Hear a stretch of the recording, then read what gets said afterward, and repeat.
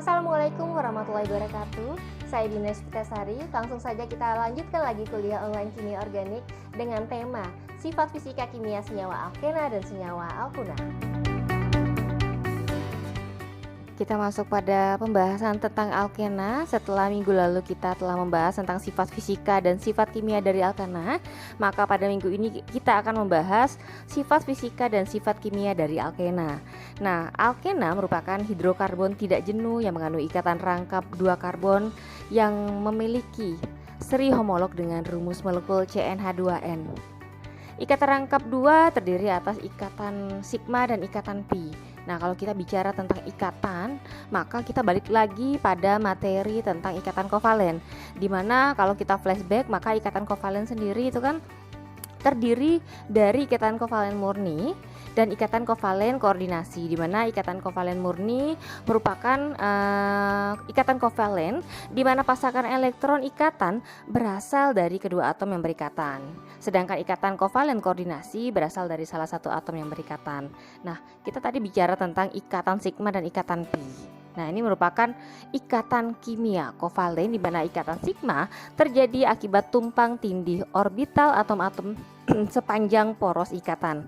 Sementara ikatan pi sendiri terjadi akibat tumpang tindih orbital atom-atom yang tidak berada dalam poros ikatan. Di mana perbedaan tersebut yang menyebabkan perbedaan kekuatan ikatan antara ikatan sigma dan ikatan pi. Di mana dikatakan bahwa ikatan pi lebih lemah dari ikatan sigma, di mana reaktivitas ikatan pi lebih besar daripada ikatan sigma, gitu ya. Maka bisa dikatakan bahwa ikatan sigma lebih kuat dan memiliki tingkatan energi lebih rendah dibandingkan dengan ikatan pi, gitu. Nah, dimana ikatan sigma adalah salah satu ikatan dari ikatan rangkap dua dari si alkena. Nah, kita lihat deret alkena ya, maaf. Pada slide itu disebutkan bahwa di situ adalah deret alkena, tapi yang benar adalah deret alkena, di mana bentuk paling sederhana dari alkena adalah C24 atau etena dan seterusnya. Sampai di sini kalau contohnya sampai C10H20. Nah, karena tata nama sudah dibahas pada pertemuan di awal, maka kita langsung saja lanjut ke sifat fisika dan sifat kimia dari alkena. Nah, kita skip dulu slide-nya. Oke, ini adalah sifat fisika dan sifat kimia alkena. Pada dasarnya sifat fisik alkena praktis identik dengan alkana padanannya. Di mana ya, alkena suku rendah akan berbentuk gas, suku tengah berbentuk cair, sedangkan suku tinggi yang mengandung lebih dari 18 atom karbon berbentuk padatan. Nah, sama halnya seperti alkana, setiap penambahan gugus-gugus metilena, titik didihnya akan naik sekitar 30 derajat Celcius, di mana terjadinya penambahan gugus-gugus metilena akan berpengaruh pada titik didih dan titik leleh, di mana semakin banyak pertambahan gugus, maka semakin meningkatlah titik didih maupun titik lelehnya. Itu yang terjadi pada alkena, sangat mirip dengan apa yang terjadi pada alkana. Adanya percabangan dalam alkena akan menurunkan titik didih. Nah, jadi kalau kita flashback kemarin juga ternyata percabangan itu berpengaruh terhadap titik didih, di mana adanya percabangan akan menurunkan titik didih. Alkana, alkena maupun alkuna merupakan senyawa nonpolar, tetapi alkena sedikit lebih larut dalam air dibandingkan dengan alkana padanannya.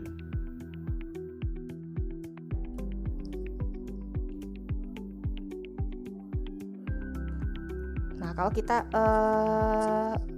bicara tentang pengaruh titik didih dengan titik leleh tadi ya, titik didih dengan titik leleh, maka kita flashback lagi bagaimana pengaruhnya terhadap senyawa-senyawa alkena, maaf ya, untuk titik didih dan titik leleh, di mana semakin bertambahnya gugus metilena akan menyebabkan titik didih dan titik didih menjadi meningkat. Dikarenakan gaya antar molekul semakin kuat sehingga semakin besar energi yang dibutuhkan untuk mengantar gaya tersebut. Nah, di mana memang nantinya akan berpengaruh juga terhadap kerapatan yang juga akan semakin meningkat. Yang sama halnya seperti alkana, dikarenakan gaya antar molekul semakin kuat sehingga molekul-molekul menjadi semakin rapat. Nah, begitu juga tadi telah kita bahas bahwa alkena suku rendah dia berbentuk gas, kemudian uh, bertambahnya atom C akan menjadi peningkatan viskositas menjadi wujudnya cair, kemudian menjadi wujud yang padat. Nah, itu juga berpengaruh terhadap sifat fisika dari alkena, di mana volatilitas semakin berkurang. Diakibatkan oleh gaya antar molekul yang semakin kuat yang menyebabkan semakin sulit bagi molekul untuk memisah untuk membentuk fase uap, gitu ya. Nah, sekarang kita akan membahas lagi sifat fisika alkena, di mana alkena dengan rumus molekul yang sama merupakan isomer dengan yang lainnya jika posisi dan stereokimia ikatan rangkap berbeda, gitu ya. Itu adalah catatannya. Jadi rumus molekul yang sama merupakan isomer dengan yang lainnya jika posisi dan stereokimia ikatan rangkapnya berbeda. Sebagai contoh, kita lihat di situ ada 4 struktur asiklik yang berbeda yang dapat ditulis untuk C2H4. Okay. Untuk C2H4, di mana isomer yang dapat dibentuk adalah 1 butena, 2 metilpropena, cis 2 butena, dan trans 2 butena. Okay. Nah, di situ kita balik lagi ke stereoisomer. Kemarin kita sudah membahas tentang beberapa isomer. Nah, di antaranya juga isomer cis dan isomer trans, di mana isomer cis dikatakan bahwa cis merupakan substituen yang terletak pada bidang yang sama, di mana isomer trans merupakan substituen terletak pada bidang yang berseberangan. Maka kita lihat rantai induknya. Nah, ini yang terjadi pada alkena, di mana untuk C2H4 memiliki 4 isomer. Kalau kita lihat titik didihnya atau boiling point dan titik lelehnya atau melting point, kalau di situ boiling pointnya BP atau titik didih, dan melting point atau titik leburnya atau titik lelehnya MP itu berbeda. Jadi keempat-empatnya memiliki boiling point dan titik lebur maupun titik leleh yang berbeda. Itu yang terjadi pada alkena. Kita juga akan membahas tentang sifat kimia dari alkena. Nah,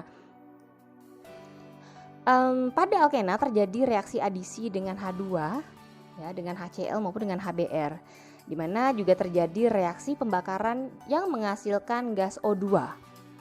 Pada alkena juga terjadi reaksi polimerisasi, yaitu reaksi penggabungan molekul sederhana menjadi molekul yang lebih besar. Nah, tadi sudah dikatakan bahwa pada alkena dapat terjadi reaksi pembakaran yang menghasilkan gas O2. Nah, ternyata alkena sendiri dapat bereaksi dengan O2 membentuk CO2 dan uap air apabila jumlah O2-nya berlimpah. Namun apa yang terjadi jika jumlah O2 tidak cukup, maka apa yang dihasilkan adalah karbon monoksida dan uap air. Jadi kalau O2-nya berlimpah, yang dihasilkan adalah CO2 atau karbon dioksida dan uap air. Tetapi jika tidak tersedia O2 dalam jumlah yang cukup, maka yang dihasilkan adalah karbon monoksida atau CO dan uap air.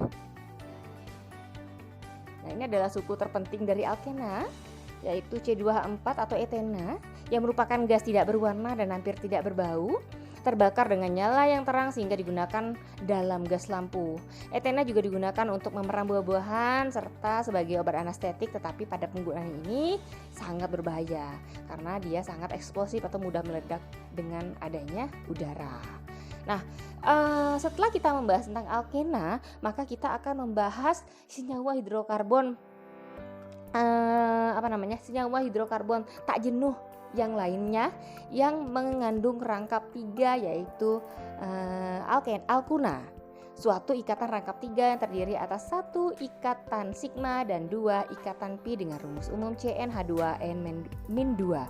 Alkuna umumnya dinamai sebagai asetilen tersubstitusi.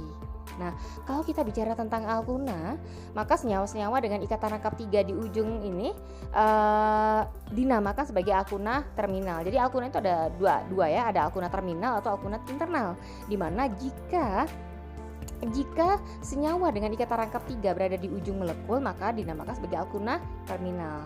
Tetapi jika ikatan rangkap memiliki 2 gugus alkil pada kedua sisinya, disebut alkuna internal. Gitu ya. Nah, ini adalah rumus struktur dari alkuna, rumus molekul dari alkuna, dan nama kimianya. Jadi alkuna suku rendah itu memiliki jumlah atom C2 dengan rumus molekul C2H2 atau CnH2n-2, yaitu etuna. Oke, kita melihat perbedaan antara alkuna terminal dan alkuna internal. Tadi di slide sebelumnya sudah saya katakan bahwa alkuna dibagi menjadi dua, di mana alkuna terminal yang ditunjukkan dengan ikatan rangkap 3 berada pada ujung molekul, di mana alkuna internal itu ditandai dengan ikatan rangkap 3 memiliki 2 gugus alkil pada kedua sisinya. Nah, kita lihat di situ untuk alkuna terminal contohnya C34 yaitu propuna ya, di mana ikatan rangkap 3-nya berada pada ujung. Nah, kalau kita lihat pada dua pentuna, oke? Kita lihat pada dua pentuna di mana masing-masing karbon yang berikatan rangkap 3 yang merupakan suatu alkuna itu masing-masing memiliki 2 atau lebih alkil pada kedua sisinya. Itu adalah perbedaan antara alkuna terminal dan alkuna internal. Nah, sama seperti alkana-alkena, maka kita pada alkuna juga tidak akan membahas lebih lanjut tentang tata nama. Maka kita akan skip langsung pada sifat fisika dan sifat kimia dari alkuna. Oke, kita skip dulu slide-nya. Struktur sudah tadi. Oke, sifat fisika alkuna. Kita bicara tentang sifat fisika alkuna. Alkuna praktis identik dengan alkana padanannya. Alkuna suku rendah akan berbentuk gas, alkuna suku tengah berbentuk cair, sedangkan alkuna suku tinggi yang mengandung lebih dari 18 karbon berbentuk padatan. Nah, kalau saya bisa memilahnya lebih jelas, maka bisa dipilah sebagai berikut. Nah, jadi alkuna mulai dari C2 sampai C4 merupakan alkuna dengan rantai terpendek, yaitu etuna, propuna, dan butuna yang merupakan gas tidak berwarna. Nah, kelompok kedua yang tadi dikatakan berwujud cair yaitu dari C5 sampai C15. Oke, dari C5 sampai C15. Dimulai dari pentuna, wujudnya cair. Kemudian yang ketiga yang berwujud padat yaitu C16 dan seterusnya. Semakin panjang rantai, semakin besar MR, maka wujud alkuna adalah padatan pada tekanan dan temperatur standar. Oke, pada tekanan dan temperatur standar. Maka kalau kita dapat memilahnya, maka kita akan pilih menjadi 3, C2 C4. C2 sampai C4 merupakan alkuna yang berbentuk gas, C5 sampai C15 alkuna yang berbentuk cair, dan C6 dan seterusnya merupakan alkuna yang berbentuk padatan pada tekanan dan temperatur yang standar. Seperti halnya alkana dan alkena, setiap penambahan gugus-gugus maka titik didihnya akan naik sekitar 30 derajat. Nah, adanya percabangan dalam alkuna juga berpengaruh pada titik didih, sama halnya pada alkana dan alkena. Yang terjadi adalah terjadinya penurunan titik didih. Alkana, alkena maupun alkuna merupakan senyawa nonpolar. Oke. Jadi merupakan senyawa nonpolar di mana alkuna dan alkena ini lebih sedikit lebih larut dalam air dibandingkan dengan alkana padanannya. Nah, jadi karena dia merupakan nonpolar, maka sebenarnya senyawa alkuna ya kita katakan bahwa senyawa alkuna tidak larut dalam air, tetapi dia lebih sedikit larut dalam pelarut-pelarut organik dengan polaritas yang rendah. Nah, contoh pelarut organik dengan polaritas rendah yang dapat melarutkan senyawa-senyawa alkuna adalah eter, benzen, serta karbon tetraklorida. Nah, pada alkuna rantai lurus, semakin panjang rantai C-nya, maka akan semakin tinggi titik didihnya. Oke, pada alkuna rantai lurus. Ini menjadi catatan. Berbeda dengan alkana. Oke. Nah, kemudian pada alkuna rantai bercabang, maka semakin banyak cabangnya, artinya semakin banyak C-nya dan semakin banyak cabangnya, maka yang terjadi adalah akan semakin rendah titik didihnya. Jadi ada perbedaan pertambahan atom C pada alkuna rantai lurus dan alkuna dengan percabangan. Kalau rantai lurus semakin banyak C-nya, maka semakin tinggi titik didihnya. Tetapi jika dia terdapat percabangan, semakin banyak percabangan, maka akan menurunkan titik didihnya. Di mana titik didih alkuna sendiri lebih tinggi dari alkana maupun alkena dengan BM yang hampir sama. Jadi kalau kita punya senyawa alkana, alkena, alkuna dengan MR yang hampir sama, untuk senyawa alkuna titik didihnya akan sedikit lebih tinggi dibandingkan dengan alkana maupun alkena dengan BM yang hampir sama tadi. Jadi seperti itu.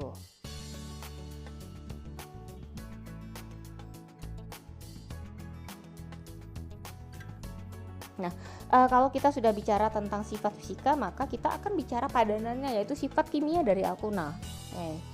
Sifat kimia dari alkuna yang pertama adalah ikatan rangkap 3 pada alkuna lebih sedikit reaktif dibandingkan karbon rangkap 2 pada alkena ya pada saat reaksi elektrofilik.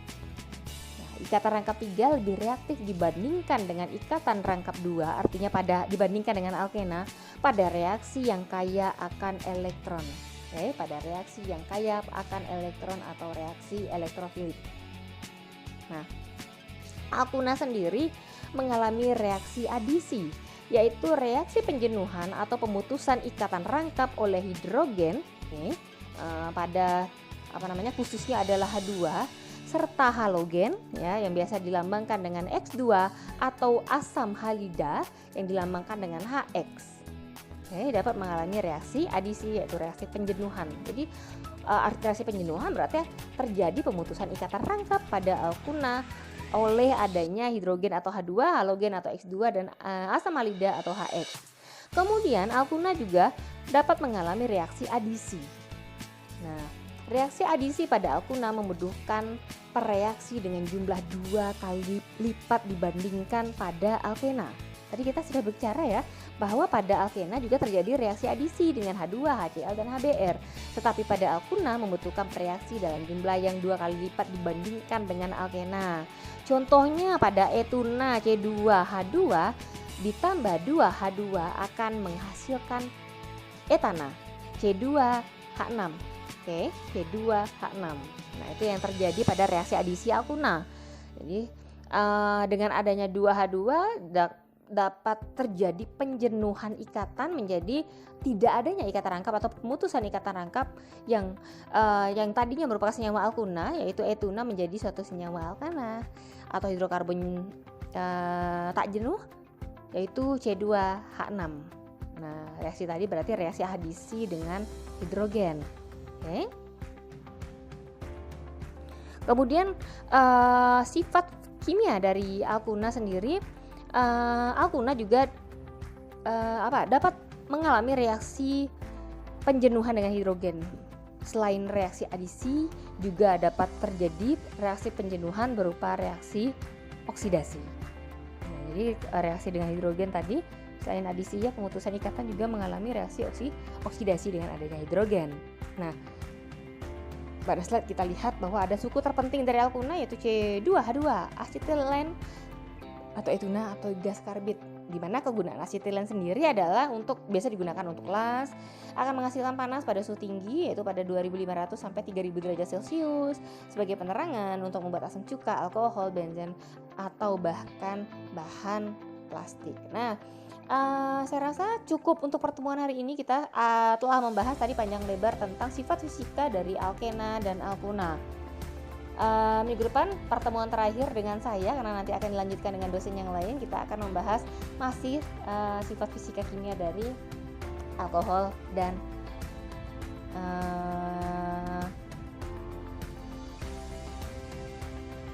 kita akan membahas senyawa-senyawa lainnya nanti pada pertemuan berikutnya. Jadi jika ada pertanyaan atau ada yang ingin didiskusikan, silahkan disampaikan pada kolom komentar atau silahkan pindah ke classroom. Kita lanjutkan sesi diskusi. Untuk pertemuan hari ini saya cukupkan sampai di sini. Assalamualaikum warahmatullahi wabarakatuh.